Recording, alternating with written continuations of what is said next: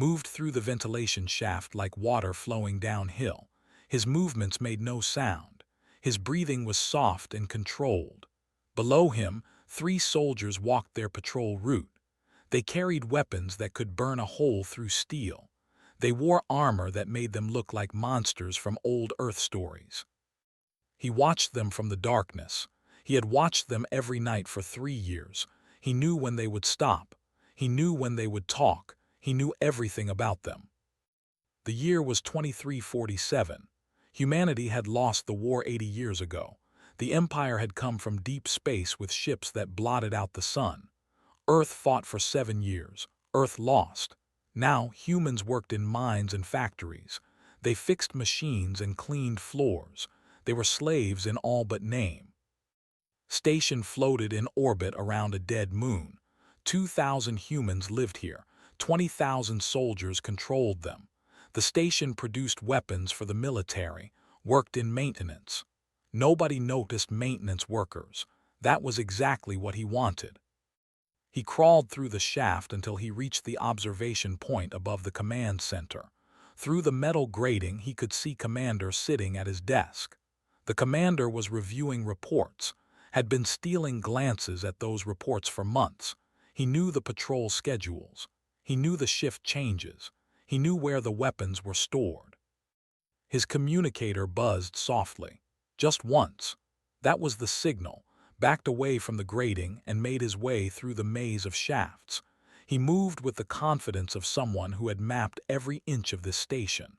After 15 minutes, he dropped down into a storage room in the lower levels. Was waiting for him. She was thin and tired like all humans on the station, but her eyes were sharp. She worked in the food distribution center, which meant she could move between sections without raising suspicion. "We need your help," she said without greeting. "They're going to execute someone tomorrow, a scientist named. He was caught trying to send a message to the resistance." Shook his head. "I don't do rescues." "Please, he's important. He knows things that could help us fight back." "Fighting back gets people killed." Turned to leave. "Your sister was beaten today," said quietly. Stopped, his hands formed fists at his sides. "What?" "Tried to help a child who collapsed in the medical bay. A officer said she was too slow. He hit her. She has a broken rib." The ventilation shaft above them hummed, stood perfectly still. When he was 12 years old, he watched soldiers shoot his parents during what they called a discipline action.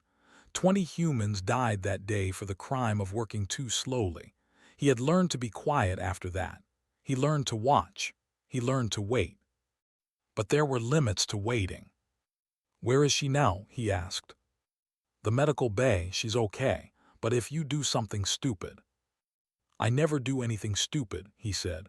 "I'll think about your scientist. Come back tomorrow night. Same place." Left first. Waited 10 minutes, then climbed back into the ventilation system. But he didn't go to the medical bay. He went hunting. The first officer was named. He was the one who had hit, found him alone in a maintenance corridor inspecting some pipes. It was a routine check. Nobody else was around. Watched him for 5 minutes. Then he quietly adjusted a valve on a steam pipe, then another. Then he loosened a seal. He moved like a shadow, making no sound. When walked past the pipes, the seal broke. Superheated steam filled the corridor in seconds. By the time anyone found him, it looked like a tragic accident. Faulty maintenance. The second officer died when he fell down an elevator shaft. The safety rails had somehow been removed. Another accident. The third officer suffocated in a locked storage room. The ventilation system had malfunctioned. Nobody could explain why the door had locked from the outside. These things happened on old stations. Returned to his quarters at 200 hours. His roommate, an old man named, was already asleep. Lay on his bunk and stared at the ceiling. His hands were steady. His heart rate was normal. He felt nothing except a cold satisfaction. The next morning, the station was in chaos. 3 officers dead in one night. Commander ordered an investigation, but the security footage showed nothing suspicious. just accidents. The kind of accidents that happen when humans maintained complex systems. Went to work as usual. He fixed a broken air recycler. He replaced some worn cables. He spoke to no one. Nobody looked at him twice. That night came back to the storage room. Her eyes were wide. What did you do? I don't know what you mean. 3 officers dead all in one night. Accidents happen. Leaned against the wall. I'll help you save your scientist, but only if the resistance helps me with something bigger. What do you want? I want to start a war, said simply. I've been watching, waiting, learning. I know how this station works. I know its weaknesses. I can teach others to do what I do. We can hit them where they don't expect it. We can make them afraid. Stared at him. You're talking about becoming insurgents, terrorists. I'm talking about freedom. Pushed off the wall. Get me to your resistance leaders. I'll save tomorrow night. But after that we do things my way. And what way is that? Smiled for the first time in years. It was not a kind smile. We become ghosts. We become shadows. We whisper like the wind and move where they can't see us. And we make them pay for every human life they've taken. Was quiet for a long moment. Then she nodded. I'll arrange a meeting. Be ready tomorrow after the shift change. After she left, returned to the ventilation shafts. He had work to do. He had a scientist to save and an empire to terrify.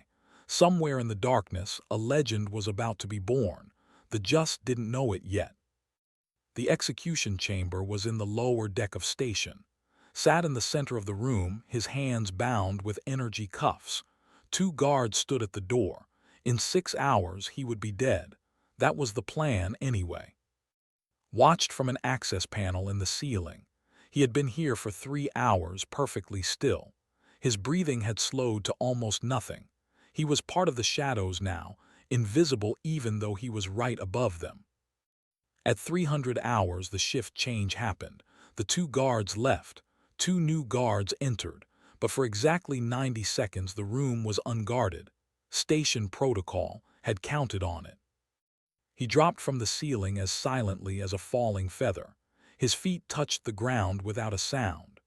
Eyes went wide with shock but put a finger to his lips. He moved behind the scientist and touched the energy cuffs. He had stolen the deactivation code 3 weeks ago from a guard's. The cuffs clicked open.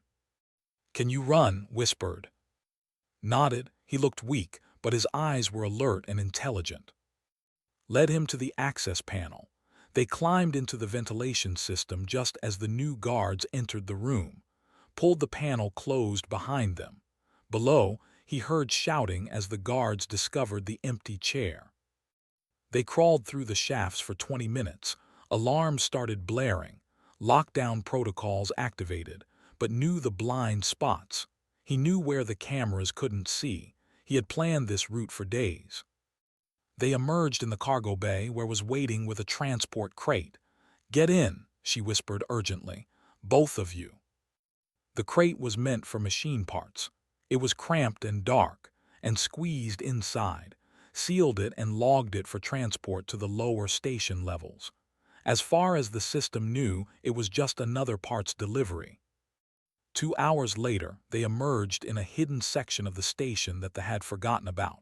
It was an old research lab from before the war. The resistance had turned it into their base. 15 humans were there, including a woman with sharp eyes and gray hair. Her name was. So you're the ghost everyone's talking about, she said, studying. 3 officers dead. A prisoner who vanished from a locked room. Impressive. I need something from you, said. Mentioned he has research, something that can help us fight. Sat down heavily, still weak from his captivity. I've been working on neural enhancement, a way to speed up human reflexes and information processing. They have superior strength and technology, but their reaction times are slower than ours.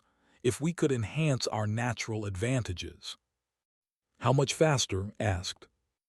30% increase in reflex speed, 50% improvement in pattern recognition, enhanced spatial awareness. Looked at him carefully. But it's dangerous. The procedure nearly killed the test animals. I've never tried it on a human. Try it on me, said immediately. Stepped forward. You don't know what you're asking. I know exactly what I'm asking. Looked at each of them. I've been preparing for 15 years. I know this station better than the do, but one person can only do so much. If you enhance me, I can train others. We can become something they've never faced before. An army of shadows, said softly. Exactly. The procedure took 3 days. Worked with equipment they had stolen piece by piece over the years. He injected with a cocktail of neural stimulants and genetic modifiers. He attached electrodes to his head and ran current through his nervous system. Nearly died on the 2nd day. His heart stopped twice. Who had joined them in the hidden base brought him back with emergency medical procedures. When he finally woke up on the 4th day, everything was different. Colors were sharper, sounds were clearer. He could see the individual dust particles floating in the air. When dropped a tool, saw it fall in what seemed like slow motion. His hand shot out and caught it before his mind even registered the decision. How do you feel? Asked. Stood up, his body felt light and responsive. Like I've been asleep my whole life and just woke up. Over the next 2 months trained. He learned to control his enhanced abilities. He became faster, more precise. His already exceptional skills in stealth and observation became supernatural. He could hear us footsteps from 3 corridors away. He could predict patrol patterns by the smallest changes in routine. Then he began training others. A young man named was the first volunteer. He was hot-headed and brave but taught him patience. 4 others followed. They underwent the procedure. 2 survived. The ones who made it became something new. They called themselves shadows. Taught them everything he knew. How to move without sound. How to use the environment. How to strike and disappear before the enemy knew what happened. They practiced in the hidden sections of the station, moving through the darkness like smoke. 3 months after his rescue, they struck their first real target, a weapons depot on the outer ring. 6 shadows infiltrated it during the night shift. They disabled the guards, planted explosives, and left without triggering a single alarm. The depot exploded at dawn. They never saw them coming. They hit 5 more targets over the next month. Supply lines, communication relays, officer quarters. Each time they struck and vanished. The security footage showed only blurred shadows and unclear shapes. They started seeing ghosts everywhere. Soldiers grew nervous. They shot at empty corridors. They reported seeing shapes in the darkness that disappeared when they looked directly at them. General, the military leader, reviewed the footage personally. He saw the same thing in every recording. Movement too fast to track clearly. Shapes that seemed to flow like water and then nothing. What are we dealing with? He demanded. His intelligence officer had no answer. They're calling it the Slayer, sir. A single operative who moves like wind. Our soldiers are terrified. One human didn't believe it. Maybe more than one. The reports vary, but there's a pattern. They strike at night. They use the environment. They never leave witnesses. Sent his best hunting squad to find this ghost. 12 elite soldiers with the finest equipment. They set up in a supply corridor where the Slayer had struck before. They waited in silence, weapons ready. Came to them instead. He moved through the shadows of the corridor like he was part of them. The first soldier died without making a sound, a blade across his throat. The second turned and fired but was already gone, already behind him. One by one they fell. The squad fired wildly into the darkness, hitting each other in their panic. 90 seconds after it began, all 12 were dead. Only one drone survived, its camera damaged and flickering.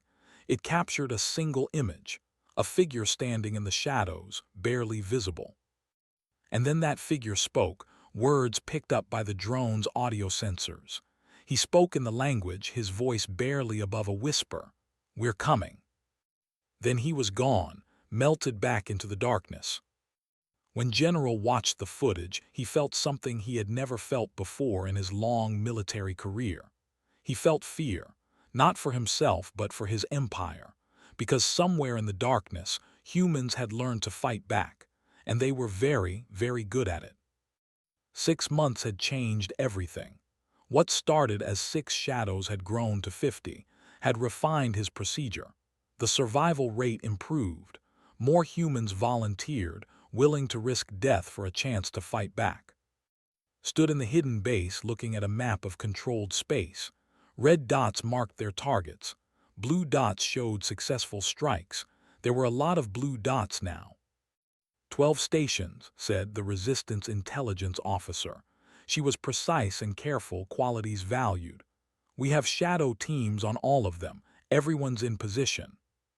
Good, said. Tonight we hit them all at once. Crossed her arms. That's ambitious.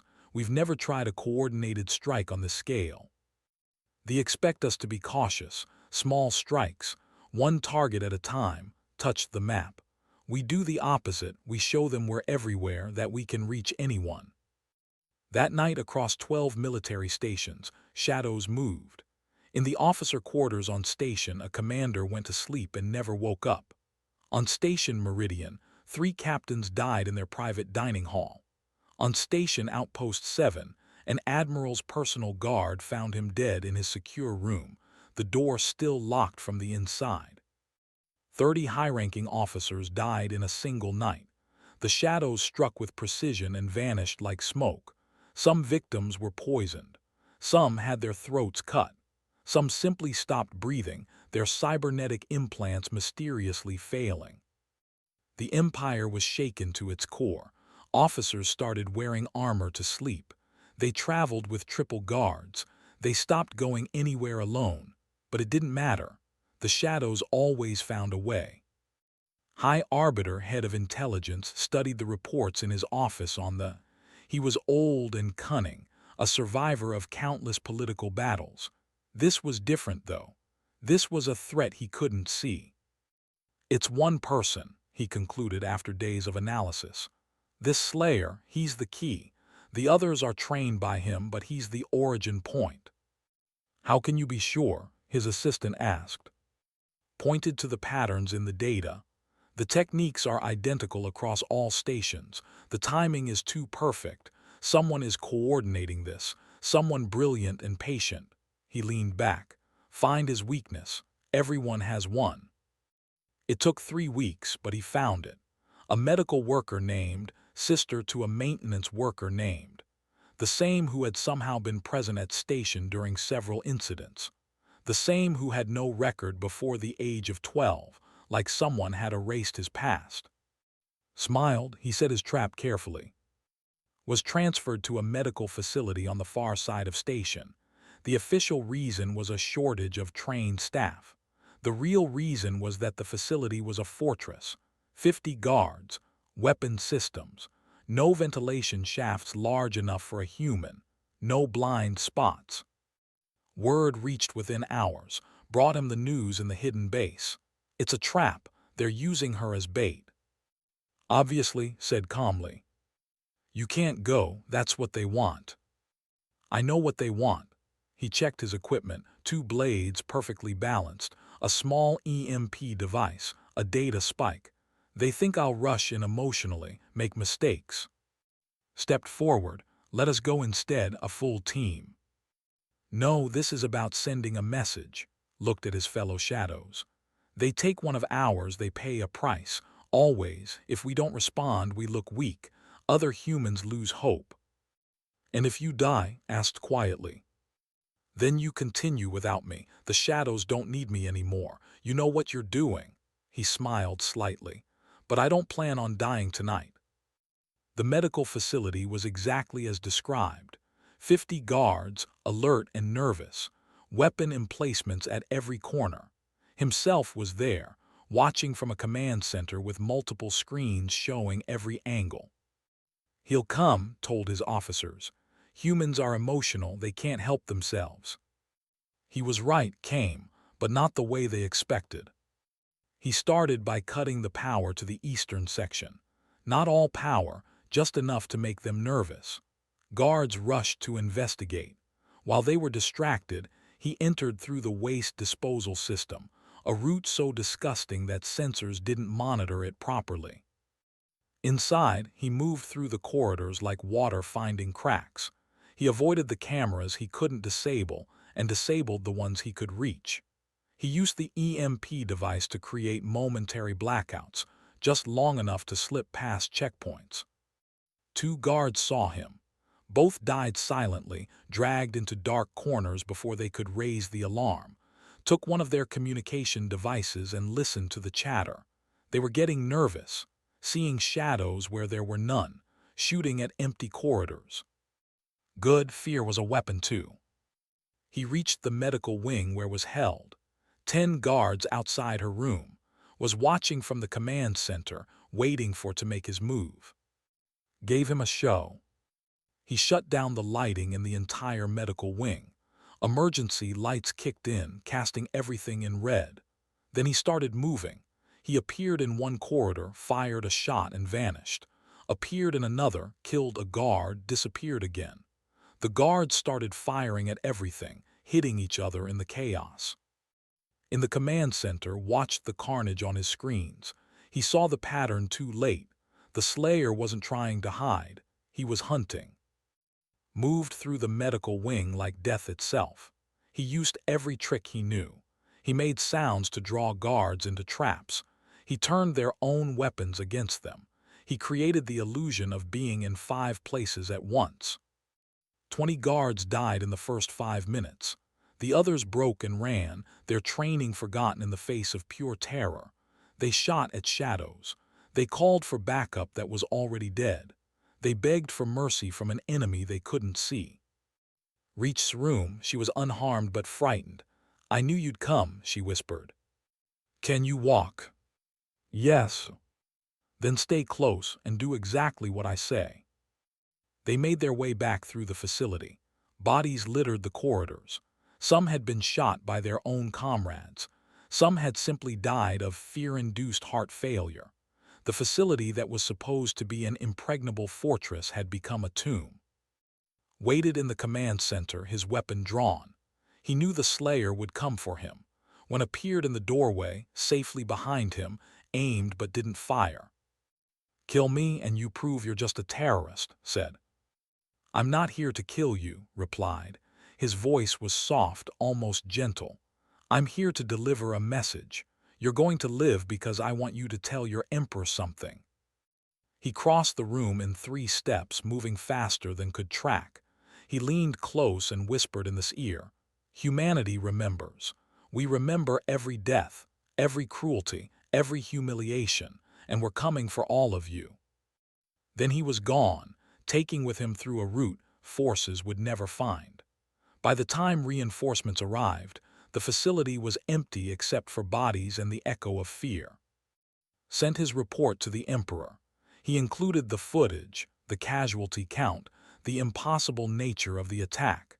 He ended with a recommendation: recall forces from the occupied territories to defend The Emperor, reading the report in his palace, made a decision that would change the war. He pulled 40% of the occupation forces back to space. Better to give up some territory than risk losing everything. The resistance seized 3 stations in the resulting chaos. Human uprisings began across the galaxy. Other enslaved species, watching humanity fight back, found their own courage. In the hidden base on station stood before his shadows. "This is just the beginning," he told them. "We've shown them they can bleed. Now we show them they can lose." The name Slayer spread through both human and space. To humans, it was hope. It was a nightmare that whispered in the dark and left only death behind. 2 years had passed since the Night rescued. The war had spread across the galaxy like wildfire. Humanity now controlled 30% of what used to be territory. 50 stations, 3 planets, millions of free humans. But freedom came with a price. Stood in front of a memorial wall on Station Liberty, the first station fully liberated by human forces. Names were carved into the metal. thousands of names, humans who had died fighting for freedom, shadows who had fallen in battle. "They're building statues of you," said, joining him. She was a doctor now, running the medical facilities for the Resistance. On 5 different worlds, songs about the Slayer, children pretending to be you in their games. "Didn't turn around, I hate it." "I know, but it's bigger than you now. You're a symbol, hope for humans, terror for the—" She touched his arm. "The Resistance needs that symbol. The Resistance needs soldiers, not legends." A new voice interrupted them. "Sometimes it needs both." They turned to see a tall, slender alien with purple skin and 4 arms. Her species was called, and they had been enslaved by the even longer than humans. Her name was Sara. "My people have begun their own uprising," she said. "We watched what you did, how you fought. We learned from you." She bowed slightly. "The Council of Free Species wishes to meet with the Slayer." "I'm just a soldier," said. "You're the reason 6 species are fighting for their freedom right now." Sora smiled. "Whether you like it or not." The meeting happened on a neutral station called Haven. Representatives from 6 different species, all former slaves of the Empire. They shared intelligence, resources, and strategies. They provided information about weapons systems. They shared their knowledge of psychology. The humans provided what they did best, the ability to adapt and improvise. During the meeting, a young human named approached. He couldn't have been more than 19, thin and nervous. "Sir, I led the civilian uprising on Station Outpost 9. I just wanted to say, we wouldn't have tried if not for you. You showed us it was possible." "How many did you lose?" asked. 47 civilians before the shadows arrived to help." "That's 47 people who died because of my example." Shook his head. "No, sir. 47 people who died free instead of living as slaves. They chose that. We all did." After the meeting pulled aside, they gave us something. Information about a dreadnought called the Endless Night. It's their warship, scheduled for a dedication ceremony next month. "What about it?" "It'll have minimal crew during the ceremony, mostly officers and politicians. If we could steal it," she smiled. "Imagine the symbol that would be. This most powerful ship turned against them." Studied the plans she showed him. The ship was massive, designed to carry 5,000 soldiers and enough weapons to destroy a planet. Taking it seemed impossible, which was exactly why he wanted to do it. 20 shadows volunteered for the mission. They trained for 3 weeks, studying every detail of the ship's layout, helped them design special equipment. Who had trained as a combat medic, made sure each shadow had emergency medical supplies. The ceremony was held in orbit around a show of military might. The endless night floated in space, its hull gleaming under the system's sun. Dignitaries and officers filled the observation deck, celebrating their weapon. They never noticed the 20 small figures that attached themselves to the hull during a supply run. The shadows wore suits that made them invisible to sensors. They cut through the outer airlock with precision tools and slipped inside. The ship's internal security was designed to stop armies, not ghosts. The shadows split into teams, each with a specific target: engineering, the bridge, weapons control, medical bay. They moved through the ship like smoke, avoiding the crew members who were preparing for the ceremony. Led the team to the bridge. They waited in the ventilation system above, watching as officers laughed and drank below. The ship's captain was giving a speech about superiority and the weakness of slave species. At exactly 1400 hours, all 20 shadows struck at once. The engineering team took control of the reactor. The weapons team secured the armory. Steam dropped from the ceiling onto the bridge. The fight was over in 90 seconds. The officers never had time to raise an alarm. The captain stared at in shock as a blade pressed against his throat. "Order your crew to stand down," said softly, "or die here." The captain was smart enough to choose life. He gave the order. Throughout the ship, Crew members surrendered as they found themselves surrounded by armed humans who had appeared from nowhere. 15 minutes after the mission began, the endless night was under human control. Sat in the captain's chair and opened a communication channel to the Emperor himself appeared on the screen, ancient and furious. "Return my ship," he demanded. "No," said simply. "Consider it a gift from humanity, a reminder that we're not your slaves anymore." He cut the transmission and ordered the ship to jump to hyperspace. They escaped before the fleet could react. By the time forces organized a pursuit, the endless night was in human-controlled space, being retrofitted with human technology. The theft of the dreadnought became legendary. It was impossible, everyone said. No one could steal a ship that size from under the snows, but the Slayer had done it. The Emperor, enraged and humiliated, put out a bounty. Any being who brought him the Slayer, dead or alive, would receive enough wealth to buy a planet. Bounty hunters and mercenaries from across the galaxy flooded into human space. One of them actually succeeded in tracking. His name was a warrior with centuries of experience. He was fast, smart, and ruthless. He ambushed on Station Liberty in a cargo bay during the night shift. The fight was brutal, had implants that enhanced his speed and strength. He had weapons designed to kill enhanced humans. He was everything had fought against for years, packaged in the body of an alien mercenary. But had been fighting for longer. He knew every trick, every feint, every desperate move that a skilled opponent might use. They fought across the cargo bay, using crates and machinery as weapons and cover. Finally had on the ground, blade at his throat. "Any last words?" Laughed, coughing blood. "You fight well for a slave." "I'm not a slave. None of us are," pulled the blade back. "You have a choice. Leave and never come back or join us." "Join you?" was shocked. "I tried to kill you." "And you almost succeeded. That takes skill." Helped him to his feet.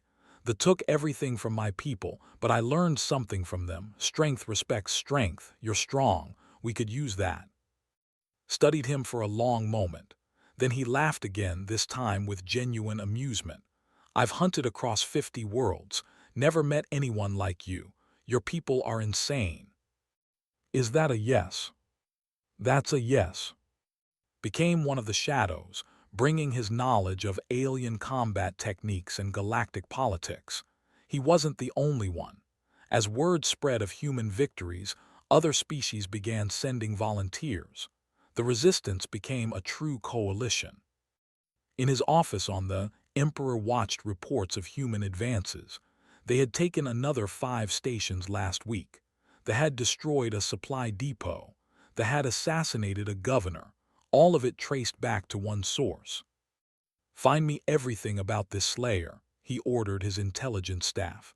"I want to know where he came from, how he thinks, what he wants."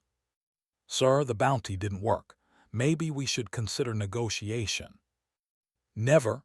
Eyes burned with ancient hatred. "I was alive when we conquered humanity. I remember them begging for mercy.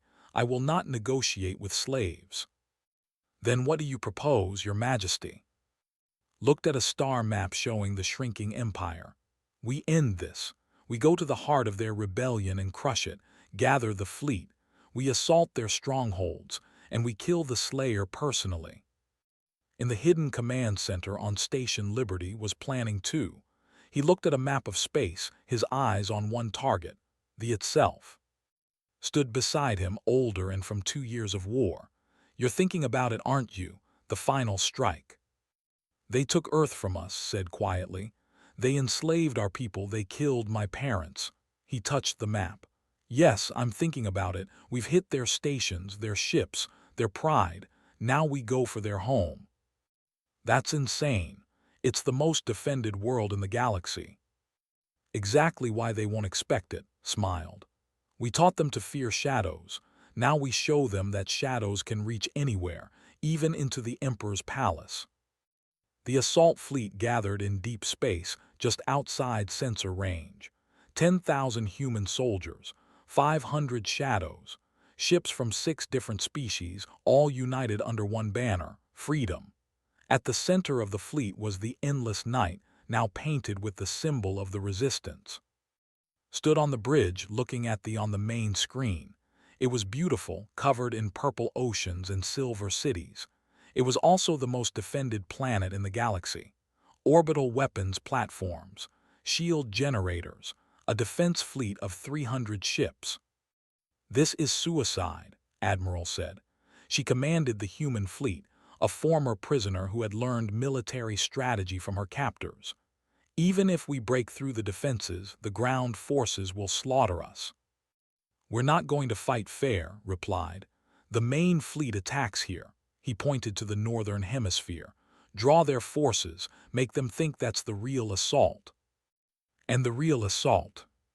500 shadows. We drop from orbit here in the capital city. We go straight for the Imperial Palace." He looked at his team. "We cut off the head. The Empire dies with the Emperor." Stepped forward. "I'm going with you." "Me too," said, checking her medical supplies. One by one, the shadows volunteered. The alien bounty hunter turned ally. The scientist who had started it all even insisted on coming, refusing to stay behind while her brother walked into death. Was the only one who voiced what everyone was thinking. "Some of you won't come back. Maybe none of you will." "Then we die free," said simply. "That's more than the ever gave us." The assault began at dawn. The human fleet attacked the northern defenses with everything they had. Missiles and energy weapons lit up space. The defense fleet responded exactly as predicted, moving to intercept. Shields and orbital platforms activated. While they were distracted, 5 small ships broke away from the fleet. They were coated with stealth technology stolen from a research facility. They slipped past the defenses and dropped through the atmosphere, heading for the capital city. The ships landed in the industrial district, hidden among warehouses and factories. 500 shadows emerged, checking their equipment. They had one goal: reach the Imperial Palace before they realized what was happening. They moved through the city like ghosts, avoiding patrols and security systems. The palace was 10 kilometers away, surrounded by walls and guard posts. Led them through underground tunnels that Sora's people had mapped years ago.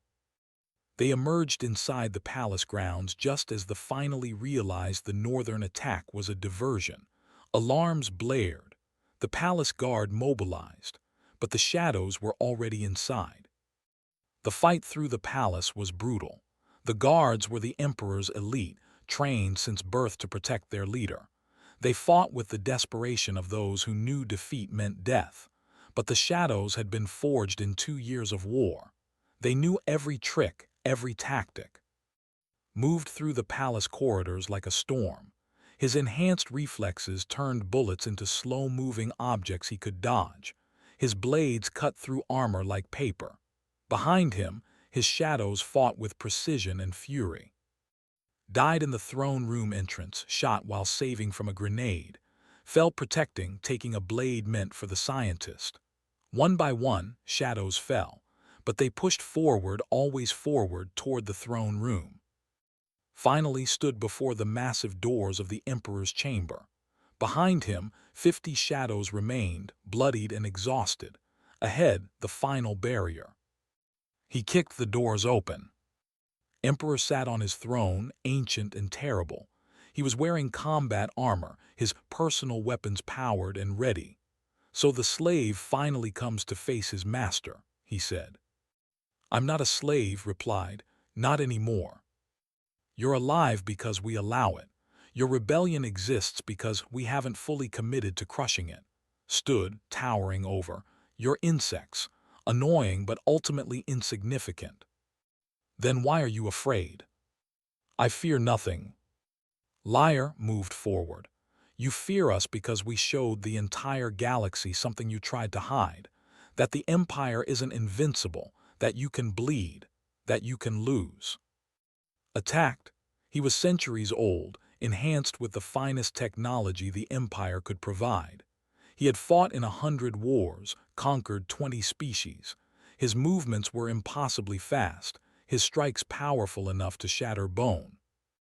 But had been preparing for this moment his entire adult life. He dodged and weaved, using the throne room space against. He was younger, faster, and driven by a rage that had burned for 15 years. They fought across the throne room, destroying priceless artifacts and ancient tapestries. The blade cut deep into side. The blade sliced through's armor, drawing purple blood. "You taught us to be quiet," said, breathing hard. "To be invisible, to move in shadows and strike from darkness. Bad lessons to teach your slaves." "I'll kill you," roared. "I'll kill every human in the galaxy." "You'll try." Made his move. He cut the power to the throne room, plunging everything into darkness. Had sensors, advanced targeting systems, but had spent years learning to fight in the dark. It was his element, his home. He moved through the blackness like he was part of it, fired blindly, his weapons lighting up the room in brief flashes, but was always somewhere else, always moving, always closer. When the lights came back on, was on his knees, his blade through his chest. The Emperor looked up at the human who had destroyed his empire. "This is our world now," whispered. "The darkness." He pulled the blade free. Emperor, ruler of the empire for 300 years, fell forward and died. Outside, the defense forces began to surrender. Without their emperor, without their command structure, the empire started to collapse. The shadows raised the flag of free humanity over the imperial palace. But didn't see it. His final strike had been true. The wound in his side was too deep. He stumbled and fell, his blood mixing with the emperor's. Found him there, surrounded by the bodies of shadows who had died protecting him. She knelt beside her brother, tears streaming down her face. "No, no, you can't. We won. We actually won." "I know," said softly. His voice was getting weaker. Tell them we were never just shadows. We were the light waiting to break through. Please. Tell them to build something good, something worth all this." He touched her hand. "Promise me." "I promise." He smiled, and then he was gone. The war ended within a month. The empire fractured into dozens of smaller states, some peaceful, others still hostile, but none were strong enough to threaten humanity again.